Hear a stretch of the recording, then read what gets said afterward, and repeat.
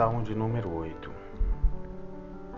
Ó Senhor, nosso Senhor, como teu nome é magnífico em toda a terra. Tu que puseste tua glória nos céus, da boca dos pequeninos e de bebês, fizeste brotar força por causa dos teus adversários, para fazer calar o inimigo e vingador. Quando contemplo os teus céus, obra dos teus dedos, a lua e as estrelas que estabeleceste, que é o homem para que te lembres dele, e o filho do homem para que visites? Tu o fizeste um pouco menor que os anjos, e o coroaste de glória e honra. Deste-lhe domínio sobre as obras das tuas mãos, tudo puseste debaixo de seus pés. Todas as ovelhas e bois, assim como os animais selvagens, as aves do céu, os peixes do mar e tudo o que percorre as veredas dos mares. Ó Senhor, nosso Senhor, como o teu nome é magnífico em toda a terra. Veja que leitura interessante, quando ele diz no versículo 4, que é o homem que dele te lembre, e o filho do homem que o visites. Essa passagem ela te dá uma ideia do quão pequeno nós somos, né? O salmista, quando ele escreve esse salmo, né, não diz aqui quem é que é o autor desse salmo, mas ele quer trazer à nossa memória que somos muito pequenos, que somos simples mortais. Então o salmista ele dá aqui uma aula, né, dá aqui um exemplo de humildade. Não é aquela falsa humildade, entenda bem, não é a falsa humildade, é a verdadeira humildade, onde ele diz: Senhor, quem sou eu? Quem é o homem que dele te lembres e quem é o filho do homem para que o visites? Mas como nós acreditamos que a Bíblia ela é 100% inspirada por Deus, então, no mesmo instante que o salmista ele tem essa consciência de que ele, entre aspas, não é nada, que ele é pequeno, que ele é carne, que ele é pó. Aí no versículo 5 ele diz: Fizeste-o quem? O homem, né? O versículo ele está dando continuidade ao pensamento do versículo anterior. Então, fizeste, no entanto, por um pouco menor do que os anjos. Em algumas traduções, essa palavra anjos, ela também é traduzida por Deus. Ou seja, ficaria mais ou menos assim: fizeste, no entanto, um pouco menor do que o Senhor mesmo. No sentido de essência, no sentido de ser. Existe um assunto na teologia, uma matéria na teologia chamada características que são transmitidas, características de Deus que são transmitidas ao homem. Tanto é que se você for ver em Gênesis capítulo 1, verso 26 e 27, Deus diz: façamos o homem à nossa imagem, à nossa semelhança. Então ele continua: fizeste, no entanto, um pouco menor do que os anjos, e de glória e de honra o coroastes.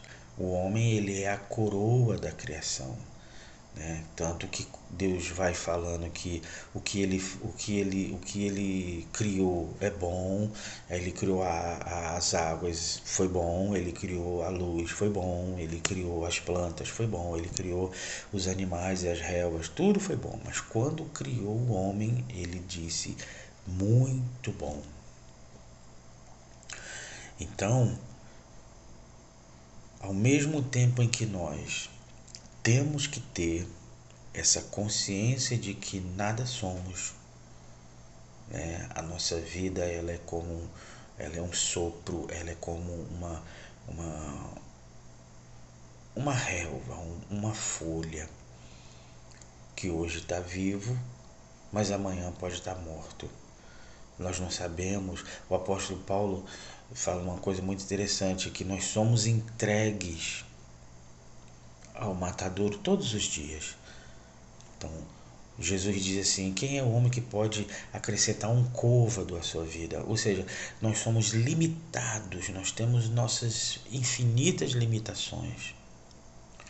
Mas o salmista, ao mesmo tempo que ele tem essa consciência, ele também tem a consciência de que nós fomos criados, sendo comparados com a glória de Deus. Deste-lhe domínio sobre as obras da tua mão, e sob seus pés, sob, por baixo, sob seus pés tudo lhe puseste. Quais são essas coisas?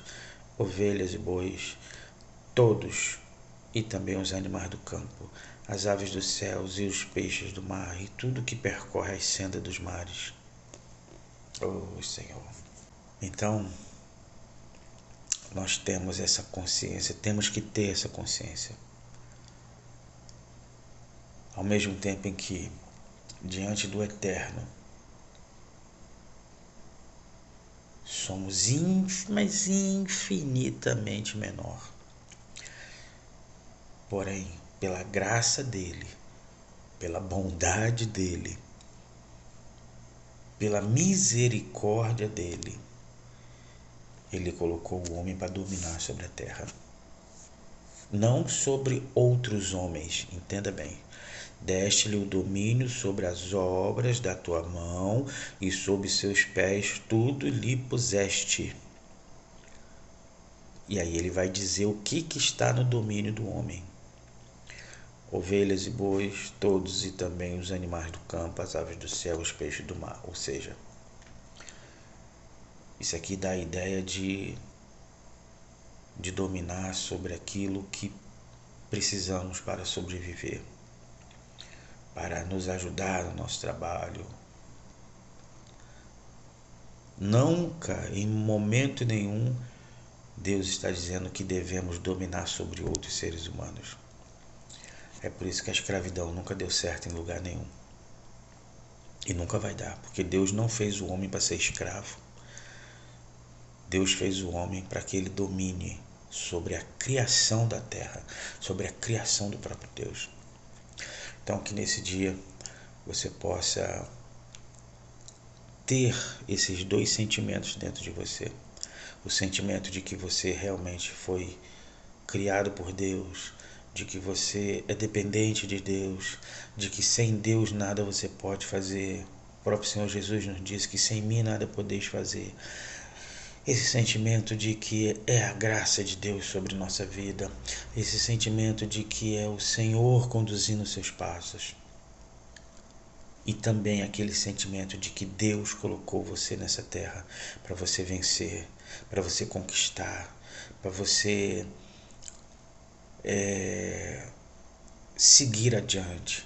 Deus te deu força, Deus te deu condições, Deus te deu saúde, Deus te deu emprego, Deus te deu tudo que você precisa para você conquistar. Então seja um conquistador. Seja aquele que vai vencer com as armas que Deus já tem dado a você. Então que Deus te abençoe, Deus te dê um dia excelente, que Deus cubra sua vida, seus caminhos com toda sorte de bênção. E em nome de Jesus Cristo, que Ele te livre de todo mal. E que o dia de hoje seja bênção, próspero, produtivo, para a glória de Deus. Em nome de Jesus. Amém e amém. Até o próximo Salmo, Salmo de número 9. Estaremos lá.